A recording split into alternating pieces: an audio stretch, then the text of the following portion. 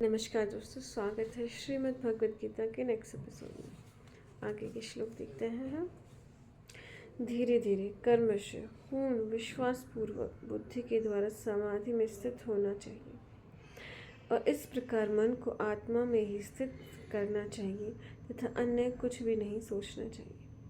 अभी बता दिया है कि समाधि में कैसे लगते हैं। धीरे धीरे कर्मश्य पूर्ण विश्वास पूर्वक बुद्धि के द्वारा समाधि में स्थित होना चाहिए। मतलब बुद्धि को आप जब कंट्रोल कर पाते हो, जब आपकी समाधि लगेगी। मतलब बुद्धि का क्या है कि भाई मुझे ये विचार अपने मन में नहीं लाना है, विचारों को अपने मन से हटाना है। जैसे भी आपके अंदर नेगेटिव विचार आए कि भाग जाओ बस, तब आप आज कुछ अच्छा सोचने लगो, या फिर गायत्री मंत्र का जाप स्टार्ट कर दो जैसे ही नेगेटिव विचार आपके मन में आते हैं, क्योंकि उनका काम तो आना है। या कई बार हम ऐसे विचार सुन भी लेते हैं, जैसे हम कोई मूवी देख रहे हैं जिसमें बहुत ही ज़्यादा वायलेंस है या फिर बहुत ज़्यादा दुख है, तो उस चीज़ का हमारे मस्तिष्क पे बहुत ज़्यादा असर पड़ता है। तो इस प्रकार मन को आत्मा में ही स्थित करना चाहिए। मन को आत्मा में स्थित करना क्या है कि हम मन में ये सोचे कि मैं एक आत्मा हूँ, मैं सिर्फ और सिर्फ एक आत्मा हूँ, शरीर नहीं हूँ। तो आपको ऐसे करना है, अन्य कुछ भी नहीं सोचना चाहिए और अन्य कुछ नहीं सोचना चाहिए। इसकी प्रैक्टिस ना करनी पड़ती है। जो हमारा दिमाग है वो खाली नहीं रह सकता, उसमें कुछ ना कुछ आएगा ही, राइट। तो सबसे अच्छा उपाय है, चाहे तो आप पढ़ रहे हो, राइट। जब हम पढ़ रहे हैं तो हमारा दिमाग उसमें लग जाता है, लेकिन जब हम कोई ऐसा फिजिकल वर्क कर रहे हैं जिसमें दिमाग की आवश्यकता नहीं है, तो उस टाइम हमारे अंदर नेगेटिव विचार आते रहते हैं। जैसे हम खाना बना रहे हैं या खाना खा रहे हैं या हम कहीं पर जा रहे हैं, मेट्रो में बैठे हैं, कार में बैठे हैं, तो हम बस फिज़िकल वर्क कर रहे हैं, वहाँ पे कोई दिमाग का वो नहीं। तो उस टाइम हमारे अंदर जो हम देख रहे हैं या किसी की बात सुन रहे हैं, उससे हमारा दिमाग प्रभावित हो सकता है। तो उस समय क्या चाहिए, हमें अपना गायत्री मंत्र का जाप स्टार्ट कर देना चाहिए या महामृत्युंजय मंत्र का जाप स्टार्ट कर देना चाहिए, ताकि जो नेगेटिव विचार हैं या फिर दूसरे जो विचार हैं वो हमारे दिमाग में ना आए। वरना बोलते हैं ना, खाली दिमाग शैतान का घर। अगर आपने दिमाग को खाली रखा तो फिर वो दिमाग ही हमें खा जाता है। नहीं तो फिर हम पुरानी बातें याद आती रहेंगी, अरे उसने मुझे मारा था। हाँ, दुख बार बार दुख एक बार आके चला जाता है, लेकिन जब हम उस दुख को बार बार याद करते हैं ना, तो मतलब हम उस दुख को बार बार जी रहे हैं और वो हमें नुकसान पहुंचा रहा है। तो अपने दुख को कभी भी याद नहीं करना चाहिए। एक बार आया दुख, चला गया। उस आया दुख, आपने उससे कुछ सीखा, बस चला गया। बार बार उसी दुख को याद करना, हाँ, बार बार उस दुख को याद करना और उससे दुखी होना, उसमें कहाँ समझदारी बताइए आप। कई बार क्या होता है ना कि कोई इंसान आता है, हम उससे अपना दुख शेयर करते हैं, ठीक है, कर लिया हमने, लेकिन कई बार हम क्या करते हैं, दूसरों की बुराई करने के लिए अपने दुख को याद करते रहते थे। अरे मैं तो शादी होके आई तो मेरे साथ लोगों ने ऐसा ऐसा किया, मुझे बहुत दुख दिया। हाँ, अब 10-15 साल हो गए शादी किए हुए, तो भी उस पिछले ही दुख को आप बार बार गा रहे हो। मतलब आप उस दुख को जी रहे हो, जीना चाह रहे हो, तो आप ऑब्वियसली आपको दुख होगा। तो हमें कभी भी अपने दुख को याद नहीं करना है, राइट। उससे सीखना है कि भी ऐसे जब हुआ था, मेरे उस व्यवहार से तो मुझे दुख हुआ था, अब मुझे वो अगर वो सेम सिचुएशन आएगी तो मुझे वैसा बिहेव नहीं करना और उस दुख से बचना है। हमें कुछ सीखना है, राइट। तो जब भी आप किसी से बात करें तो अपने दुख की चर्चा नहीं करनी है, नहीं तो आपको बार बार दुख सताएगा।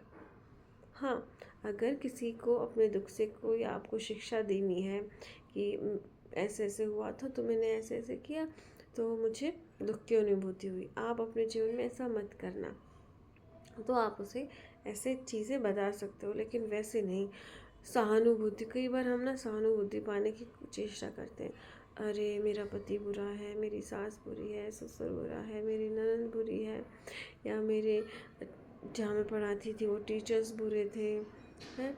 अरे फिर अगला बंदा क्या सोचेगा, अरे ये तो बहुत अच्छी है लेकिन इसके साथ इतना बड़ा अत्याचार हुआ है, लोगों ने इसके ऊपर अत्याचार किया है। तो वो सहानुभूति दिखाते हैं। तो उस सहानुभूति की भूख के लिए हम अपने दुख को बार बार गाते रहते हैं, जो कि अच्छी बात नहीं है। इसलिए हमें अपने दुख को ज़्यादा चर्चा नहीं करनी चाहिए। लेकिन आप ये बोलोगे कि अरे अपना दुख दोस्तों के सामने नहीं बताएंगे तो दुख कम कैसे होगा, दुख तो बांटने से कम होता है। तो खुशियाँ भी तो बांटने से बढ़ती है ना। तो खुशियों की बातें बताओ, हाँ, खुशियाँ बढ़ाओ अपने जीवन में। किसी को दुख बताओगे वो अगला भी दुखी, तुम भी दुखी, हाँ। तो हमेशा खुशियों वाली बातें करनी है, राइट। चलिए आगे बढ़ते हैं। मन अपनी चंचलता तथा अस्थिरता के कारण जहाँ कभी कहीं भी विचरण करता हो, मनुष्य को चाहिए कि उसे वहाँ से खींचे और अपने वश में लाए। यस, ये बहुत अच्छी बात है। अब हम ऐसे बहाना मार देते हैं, अरे मेरा मन तो बहुत चंचल है, मेरा मन तो एक जगह टिकता है नहीं, इसमें विचार आते रहते हैं। लेकिन जब आप शाम को सोते हो तब भी तो आप अपने विचारों को छोड़ते हो। अगर आपने मन में विचार लाते गए तो आपको नींद नहीं आ सकती। तो उस टाइम आप ये बोलते हो कि अरे अब तो सोना है, सब छोड़ो भाई, शांत हो जाओ मन से, और आप सो जाते हो, राइट। लेकिन दिन में भी आपको वही करना है कि जैसे ही नेगेटिव विचार आए, गायत्री मंत्र का जाप स्टार्ट कर दो। उसको अपने वश में ला के रखो, हाँ, उसको अपनी तरफ खींचो, अपने वश में रखो उसको कि नहीं, ये विचार मेरे मन में नहीं आएगा, बस। और मन को देखिए, जैसे एक एग्जांपल देते हैं, जैसे बच्चा रो रहा है, एक तो आप उसे डांट के चुप हो जा, या फिर उसका जो रोना कब बंद हो सकता है, जब आप उसका जो दिमाग है रोने में लग रहा है, उसके दिमाग को डाइवर्ट कर दो तो उसका रोना अपने आप बंद हो जाता है, राइट। उसी तरह से आपका दिमाग नेगेटिव चीज़ों में लगा हुआ है तो तुरंत उसको दूसरे काम में लगा दो, या फिर गायत्री मंत्र का जाप करने लग जाओ, राइट। तो इस तरह से आपको अपने मन को कंट्रोल करना पड़ेगा।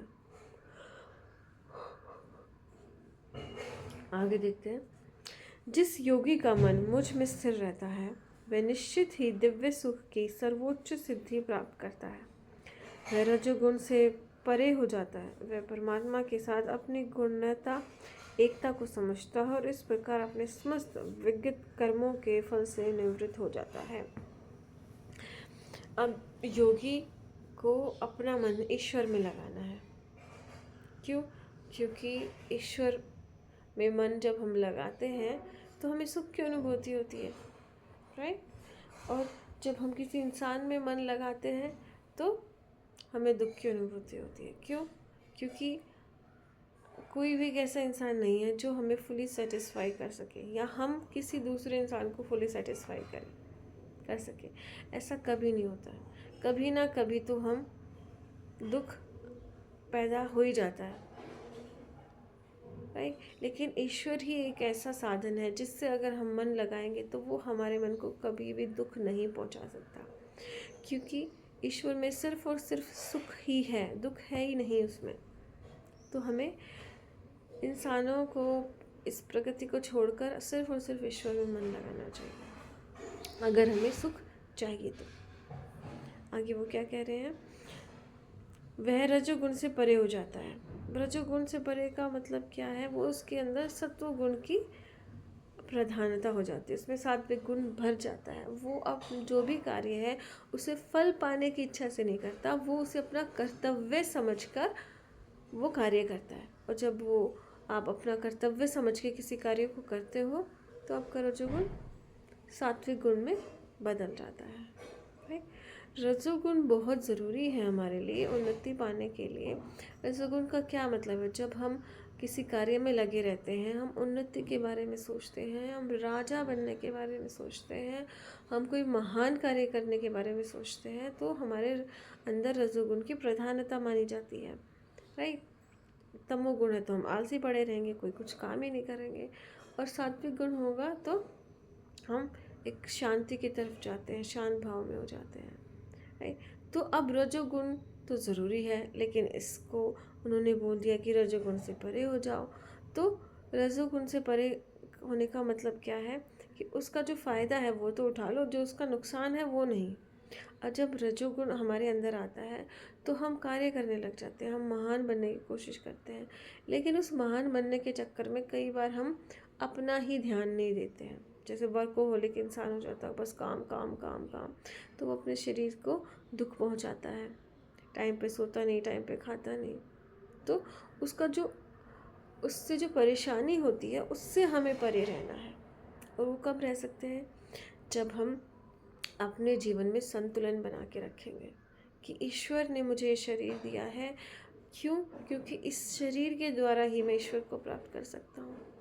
अगर मैंने अपने शरीर को दुख दिया तो मैं फिर ईश्वर भजन नहीं कर पाऊँगा, राइट। और ईश्वर भजन का भी टाइम चाहिए, फिर विकास भी करेंगे। और फिर ईश्वर ने मुझे इतनी अच्छी बुद्धि दी है तो उसका भी मुझे इस्तेमाल करके समाज में कुछ अच्छा कार्य करना है, लेकिन मुझे फल की इच्छा नहीं है। तो आप रजोगुण से परे हो सकते हो। वह परमात्मा के साथ अपनी गुणता एकता को समझता है और इस प्रकार अपने समस्त विज्ञित कर्मों के फल से निवृत्त हो जाता है। और जब हम फल की इच्छा किए बिना कर्म करेंगे तो ऑब्वियसली हम उसके कर्मों के फल से दूर हो जाएंगे, राइट। इस प्रकार योगाभ्यास में निरंतर लगा रहकर आत्म संयमी योगी समस्त भौतिक कल्मश से मुक्त हो जाता है और भगवान की दिव्य प्रेमा भक्ति में परम सुख प्राप्त करता है। अब ये देखिए, एक बहुत अच्छा शब्द है यहाँ पर। इस प्रकार योगाभ्यास में निरंतर लगा रहकर, निरंतर लगा रहना है। क्यों निरंतर चाहिए? क्यों रोज योग करना है? क्यों रोज मेडिटेशन करना है? क्योंकि अगर आप रोज मेडिटेशन नहीं कर रहे हो, रोज योग नहीं कर रहे हो, तो आप उसकी जगह कुछ और करोगे, राइट। जैसे आप सुबह उठकर अगर योग नहीं कर रहे तो आप सो जाओगे। अगर सो जाओगे तो तामसिक गुण आप में बढ़ जाएगा, सात्विक गुण नहीं बढ़ पाएगा। और फिर एक दिन सोए, 2 दिन सोए, 3 दिन सोए, फिर वो आलस आ जाता है, फिर मज़ा आने लग जाता है आपको कि अरे बड़ी अच्छी नींद आ रही है यार, मज़े से सोऊंगा।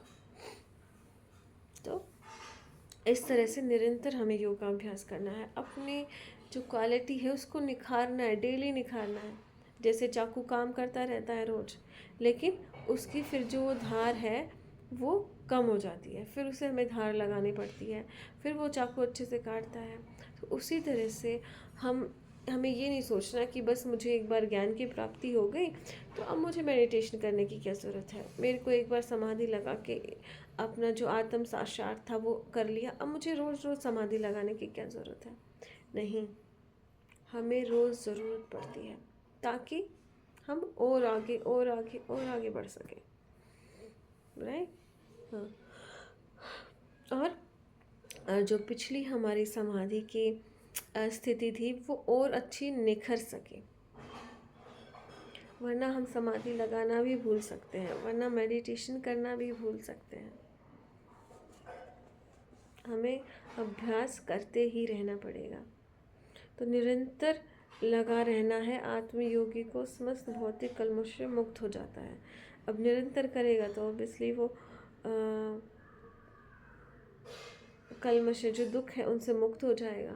क्योंकि जो एक इंसान डेली प्रैक्टिस करता है और एक इंसान जो कभी कभी प्रैक्टिस करता है, तो उसमें क्या फ़र्क होगा?